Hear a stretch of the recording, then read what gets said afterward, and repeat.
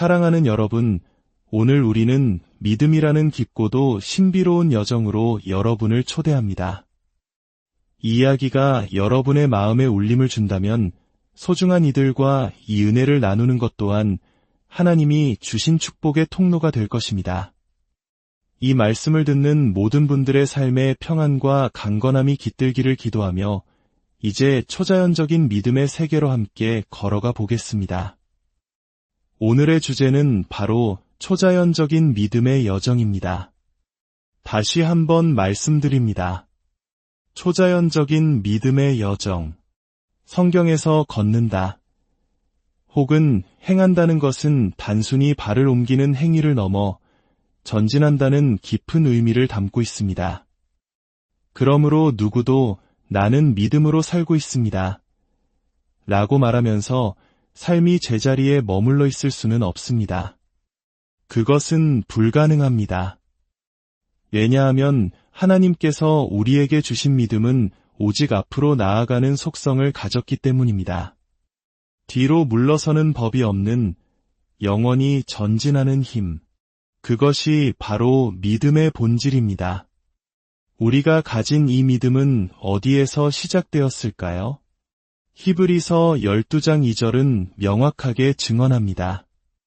믿음의 주요 또 온전하게 하시는 이인 예수를 바라보자 그렇습니다.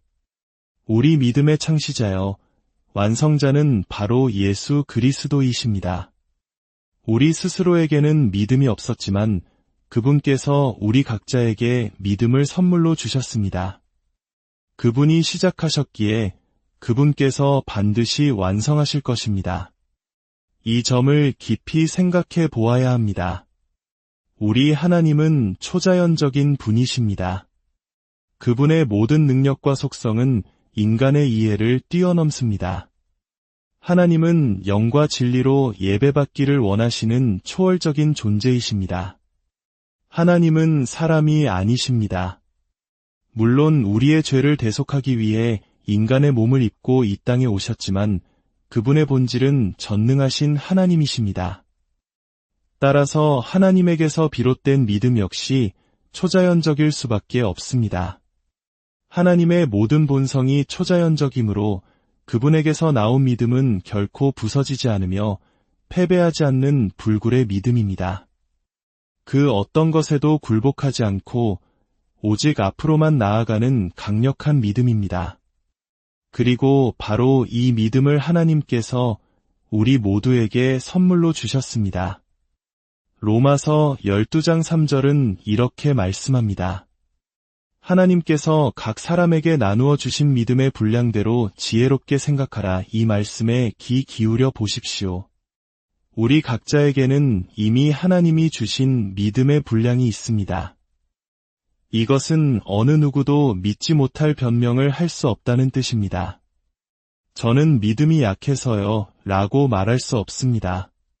당신이 믿지 않기로 선택했을 뿐 하나님은 이미 당신에게 초자연적이고 불멸하며 결코 포기하지 않는 그 믿음의 씨앗을 심어주셨습니다. 그렇다면 초자연적이라는 것은 정확히 무엇을 의미할까요? 이는 자연의 법칙을 뛰어넘는 존재의 영역을 말합니다. 하나님이 행하시는 모든 일은 인간의 능력과 지식, 과학의 법칙을 초월합니다. 시간과 공간, 물질의 제약을 받지 않으십니다. 예수님께서는 이를 친히 보여주셨습니다. 그분은 인간이 초자연적인 영역 안에서 걸을 때 자연 법칙을 넘어설 수 있음을 증명하시기 위해 거친 파도 위를 걸으셨습니다. 만약 하나님께서 자연 법칙에 묶여 계신다면 그분은 더 이상 하나님이 아니실 것입니다. 한 로마 백부장의 이야기를 기억하십니까? 그의 하인이 병들어 죽게 되었을 때 그는 예수님께 단지 말씀만 해달라고 간청했습니다. 예수님께서 그 자리에서 말씀을 선포하시자 수십 킬로미터 떨어진 곳에 있던 하인이 즉시 나았습니다. 이것이 무엇을 의미합니까?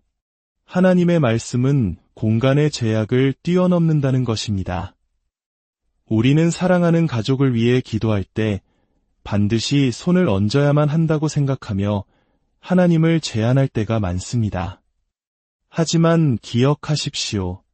하나님의 능력은 시간과 공간을 초월합니다.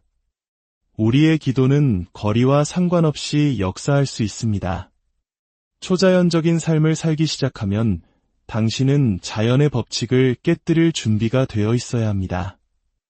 의사가 당신에게 남은 시간은 6개월입니다. 라고 말할 때 초자연적인 믿음은 아니, 나는 하나님의 시간표를 따르겠다 라고 선포하는 것입니다.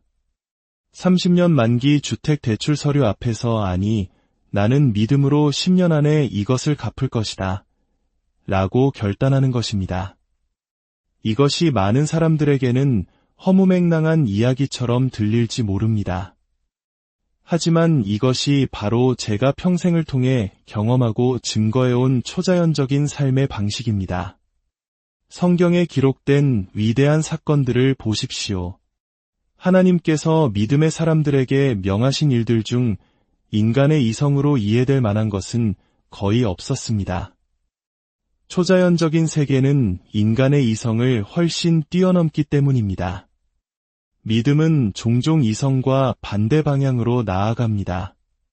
당신이 이성으로 모든 것을 분석하고 이해하려는 순간 기적은 멈추어 버립니다. 하나님은 우리에게 믿기 위해 이성이 아닌 마음과 상상력을 주셨습니다. 하나님이 주신 상상력에는 한계가 없습니다. 성경 전체를 살펴보면 초자연적이라는 단어 자체는 등장하지 않습니다.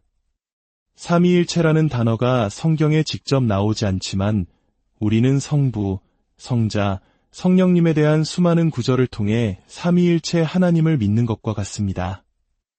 왜 그럴까요? 초자연적인 것은 하나님께 너무나 일상적이고 정상적인 일이기 때문입니다. 암을 치유하고 없는 눈을 만드시는 것은 하나님께는 지극히 평범한 일입니다. 우리를 재정적으로 축복하시는 일에 하나님은 전혀 힘들어하지 않으십니다. 여호수아는 기도했고 태양은 하늘에 멈춰 섰습니다. 이집트에 내려진 10가지 재앙, 예수님의 탄생과 죽음, 부활과 승천에 이르기까지 그분의 모든 생애는 초자연적인 사건의 연속이었습니다. 오병이어의 기적을 생각해 보십시오. 빵 5개와 물고기 2마리로 수천 명을 먹이신 일을 어떻게 설명하겠습니까? 어떤 이들은 말합니다. 그건 예수님 시대에나 가능했던 일이죠. 아닙니다. 만약 당신에게 먹을 것이 없다면 텅 빈 냉장고를 향해 선포해 보십시오. 채워질지어다.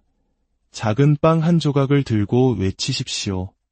늘어날지어다. 저는 돈이 한 푼도 없던 사람의 자동차 연료 탱크를 하나님께서 가득 채워주셨다는 간증을 수없이 들었습니다. 베드로의 그림자만 닿아도 병든 자가 나았고 제자들은 각기 다른 나라의 언어로 말하기 시작했습니다. 극악무도했던 박해자 사울이 위대한 사도 바울로 변화된 것, 이 모든 것이 인간의 논리로는 설명할 수 없는 초자연적인 역사입니다. 그리고 이 모든 초자연적인 세계로 들어가는 출발점이 바로 믿음입니다. 당신이 믿음의 발걸음을 내딛지 않는다면 당신은 결코 초자연적인 삶을 경험할 수 없습니다. 믿음으로 걷는 것은 스릴 넘치는 모험과 같습니다. 하나님, 이 돈은 어디서 나오나요? 이 문제는 어떻게 해결되나요? 라고 질문하며 오직 하나님만을 의지하며 한 걸음씩 나아가는 것입니다. 믿음과 초자연적인 역사는 결코 분리될 수 없습니다.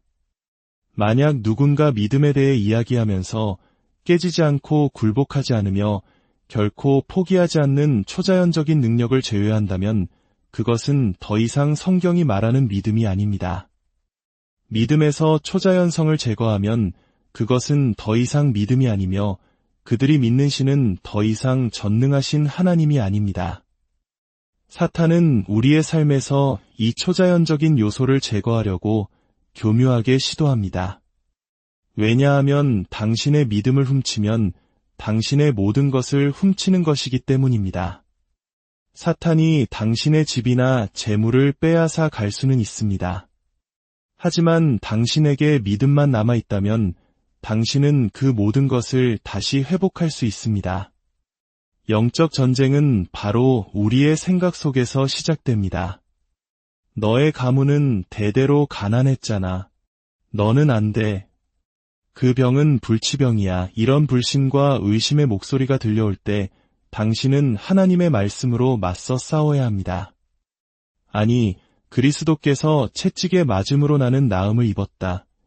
오늘날 많은 교회와 세상의 교육 시스템은 이 초자연적인 세계를 이성적으로 분석하고 재단하도록 설계되었습니다. 기적을 믿지 않습니다. 의사에게 기적이 일어났습니다 라고 말하면 아마 당신을 이상한 사람으로 취급할 것입니다. 왜냐하면 기적이라는 단어 자체가 그들의 지식과 이성을 뛰어넘기 때문입니다. 우리의 싸움은 바로 이것입니다. 매일 아침 눈을 뜰 때마다 우리는 선택의 기로에 놓입니다. 눈에 보이는 대로 살 것인가, 아니면 믿음으로 살 것인가. 고린도후서 5장 7절은 말합니다. 이는 우리가 믿음으로 행하고 보는 것으로 행하지 아니함이로라. 보는 것으로 행한다는 것은 우리의 오감, 즉 보고, 듣고, 만지고, 냄새 맡고, 맛보는 것에 의존하여 사는 것을 의미합니다. 오감에 의존하는 삶은 항상 한계에 부딪힐 수밖에 없습니다. 그러나 믿음으로 행한다는 것은 눈에 보이지 않는 초자연적인 세계, 영원한 세계를 바라보며 사는 것을 의미합니다. 믿음은 우리를 보이지 않는 하나님의 세계와 연결하는 통로입니다. 그곳에서 우리는 치유와 회복, 공급하심을 얻습니다. 아브라함, 이삭, 야곱, 이 3대의 이야기를 통해 우리는 믿음이 세대를 거치며 어떻게 변질될 수 있는지 경고를 받습니다. 아브라함에게 초자연적인 믿음은 필수였습니다. 그는 모든 것을 버리고 하나님의 인도하심만을 따라 나서야 했습니다. 그의 삶은 전적으로 하나님께 의존하는 삶이었습니다. 그러나 그의 아들 이삭의 세대에 이르러 초자연적인 믿음은 선택 사항이 되었습니다. 그는 아버지 아브라함이 쌓아놓은 부와 안정 위에서 시작했습니다. 믿음이 절박하지 않았습니다. 그리고 그 다음 세대인 야곱에게 이르렀을 때 초자연적인 것은 이해할 수 없는 무의미한 것으로 전락할 뻔했습니다. 그가 베델에서 하나님을 인격적으로 만나기 전까지 그는 할아버지와 아버지가 경험했던 살아있는 하나님을 알지 못했습니다. 이것이 오늘날 우리에게 주는 교훈은 무엇입니까? 우리 자녀들에게 하나님을 의지하는 법을 가르쳐야 합니다. 모든 것을 다 해주는 것이 아니라 스스로 믿음으로 구하고 씨앗을 심도록 가르쳐야 합니다.